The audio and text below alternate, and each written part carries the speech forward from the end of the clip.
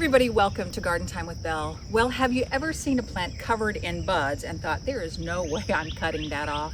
It feels completely backwards, but pinching certain plants early in the summer is a great practice to get into. It's going to provide you a bigger harvest, more blooms, longer stems, and actually contribute to the health of your growing plants.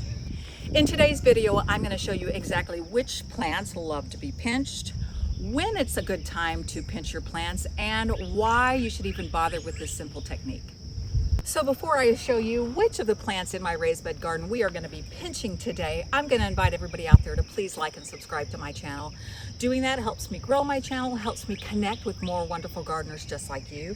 And if you already subscribe and you're coming back to see another garden adventure with Belle, I really appreciate your ongoing support. So let's get to it. All right. I want to talk to you about which plants I need to work on today to do this pinching project. So we're going to be pinching my zinnias, my celosia, we're going to pinch some basil, and probably some tomatoes. You're only going to need a few things for this simple but important process. And so let me show you what I'm going to. You hardly need any supplies for this really important but simple process. So let me just show you what I've got here. I have some pruners and I have some rubbing alcohol. You want to get in the habit when you are deadheading things or pruning or pinching like we're going to do today, you want to disinfect your pruners in between different plant species so that you're not going to take maybe some kind of fungal issue or bacterial issue and transfer it from one crop to the other. So that's a really important process. And I've just got rubbing alcohol in this little spray bottle. I've got my kneeling pad and I've got my tub trug, because once we clip off the tops of a lot of these plants, I can throw them in here. Now, I can take these, and in my case, because my garden is bursting at the seams, I'm going to take my snips, what I've pinched out of these different plants in the garden, and put it in my compost bin. But you could save your snips, put them in water, let them root, takes a couple of weeks, and then replant them and have a whole nother plant. But that is not what I'm after today. I'm after just pinching and removing. So I really need to explain to you why this is so great, why I want you to practice this in your own garden. Let's talk about flowers in particular. When you cut your plants back, when you pinch the center stem out, you are going to produce more flowers, longer stems, and a healthier plant. For sure, for sure. So what I think I'll do is we're going to start on my zinnias and then the celosia, and I'm going to bring the camera in really close because I just need to show you the how. How do you do it? Where exactly do you cut or pinch out the top growth? So let me grab the camera and give you a close-up look. All right, let's talk about when. That's kind of a tricky part if you've never done this before. When should you pinch your zinnias? Well, you want them to have at least 3 or 4 sets of leaves. And when we say sets of leaves, you want to look at the main stem, and that's pretty easy to figure out. And then you want to count how many leaf sets, which means a leaf on either side of the main stem, there are. And you want to have at least 3 or 4 before you snip anything out. So I'm going to go 1 set, 2, 3, 4, 5, 6. So there are plenty of leaves. This is a tall enough, mature enough plant. I can go ahead and pinch it. And you might consider coming up at least 3 sets. 1, 2, 3. So I could, if I wanted to, cut right here. If I cut it this low, I would get big, super long stems for cutting. But I think I'm going to be a little conservative. I'm going to go up 1 more. And do you see how these are trying to produce right here stems? So I'm going to actually cut it right here. I'm going to snip it right here. And you can see the bloom that's already started. So you're going to sacrifice that flower. So your flowering is going to be a tiny bit delayed, but what it will end up doing is pushing out many more lateral branches that will all produce many more flowers. So I could root this and plant it again, but it's going in the compost bin. So that's all there is to it. When you should look and see the size. Now you're going to see some of my little seedlings I'll have to consider. Like this one, there's no way. I don't know if I can get the camera in. This is far too little. I grew all of these zinnia seeds, the floret variety. Let's see, what is this? This is unicorn mix. I grew them all from seed, and I don't know why some seedlings were huge and some were not. They'll eventually catch up. So I'm going to be looking for them to be 8 to 10 inches tall and at least having 4 or 5 sets of leaves. And those are the ones I'm going to be pinching. So I'll pull the camera back and just get after this. Same exact thing on the celosia. I'm going to do the same exact method with those, and I'll get a close-up shot of those. But let me work on my zinnias first.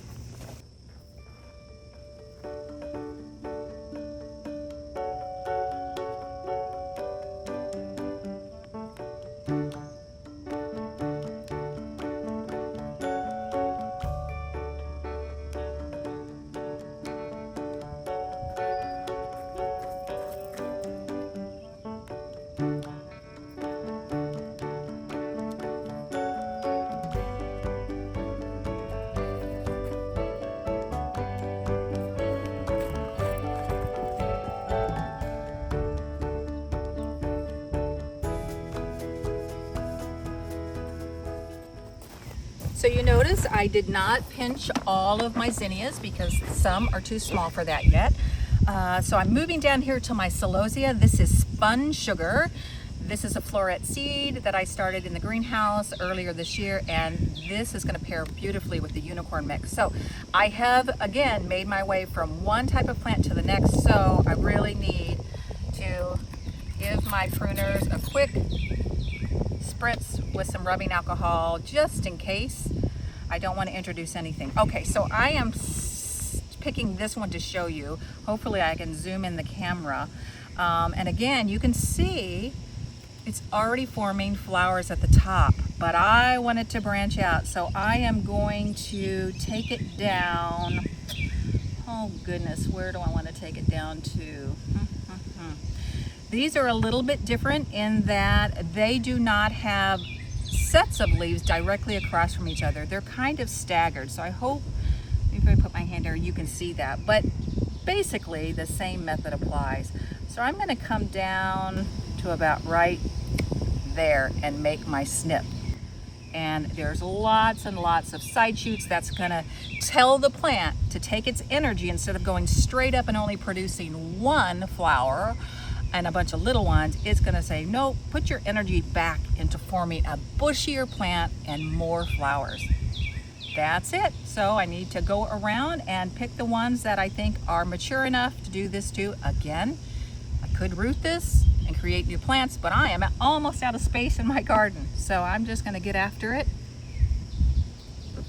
with the rest of these.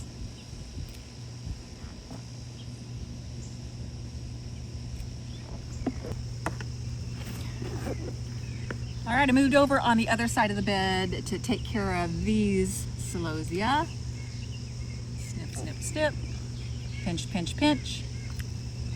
I know it's hard and seems backwards, right, to be snipping off what are going to be beautiful flowers, but you know, I know that the benefits that this is going to create for this plant, I'm going to really appreciate that I did all this because it's going to give me nice long stems for cutting and way more flowers. All right, easy, easy, easy. Did I do this one? Yep, I already did that one. All right, let's move on to the next thing we're gonna snip, and I think I wanna show you how to pinch, let's pinch some basil. Time to pinch basil. If you follow my videos, you know that I love basil. I love cooking with basil, but it also is super beneficial to have basil planted in and amongst your flowers and your vegetables. It repels bad insects. It draws in a different type of pollinator. So it is wonderful, wonderful for your garden and all kinds of herbs. So I've got a variety of herbs in this bed, but I thought I would use this as our sample example. This is a beautiful dark purple basil. The exact variety is called Prospera Red basil. So let me talk a little bit about this. So Because I cook with basil, I'm not going to discard this and throw it into the compost heap. I'm going to take these cuttings inside and use them in my cooking. So when you're harvesting basil, you want to actually follow this method. This is how you want to harvest and pinch, because every time you harvest your basil, regardless of the variety, you're going to produce more lateral branches, bushier plant, more leaves. So what you want to do is you want to follow the main stem down, and in this particular little plant there are 1, 2, 3, 4, 5 main stems.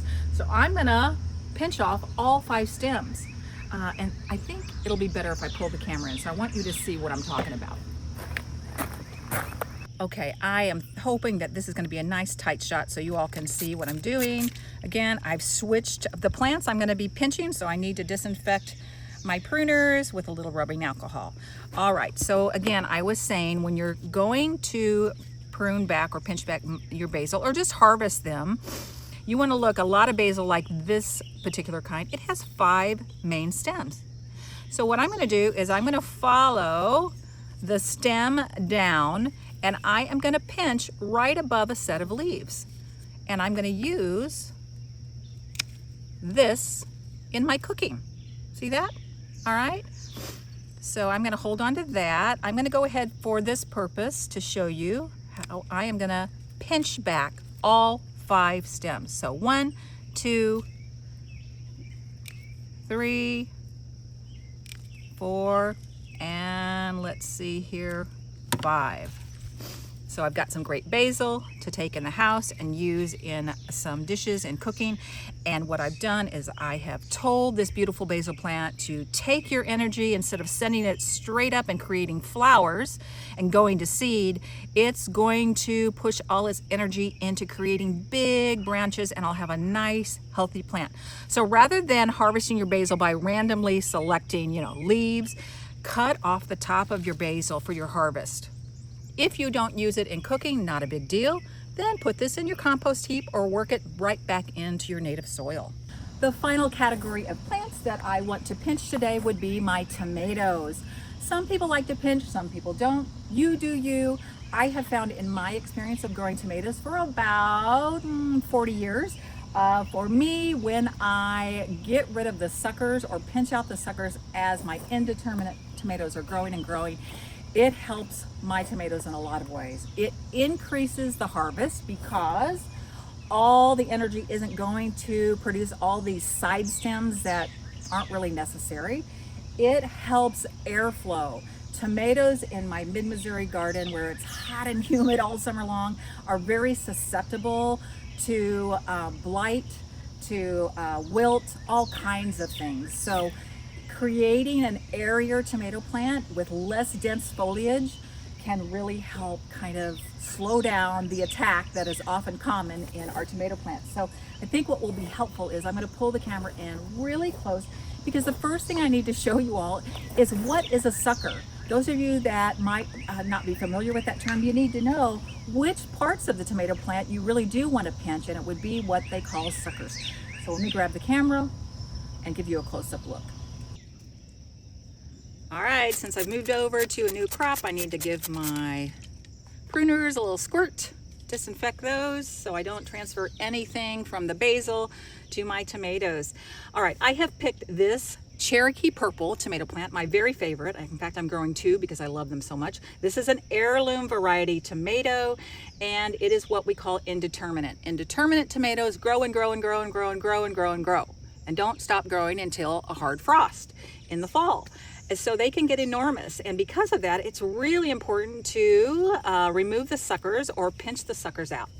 Again, I could use my fingers if I want to, but I'm going to use my pruners. So I've chosen this one because it has quite a large sucker. So let me explain what's happening here. This is the main stem, and you can see that I removed several of the lower branches when I planted all of these, and I had a whole video on planting out my tomatoes and peppers. You do not want this foliage touching the soil, touching the ground, even if it's mulched like this. And so you want to make sure that your leaves don't touch the soil, because the soil is often filled with things that can get in and infect your plant.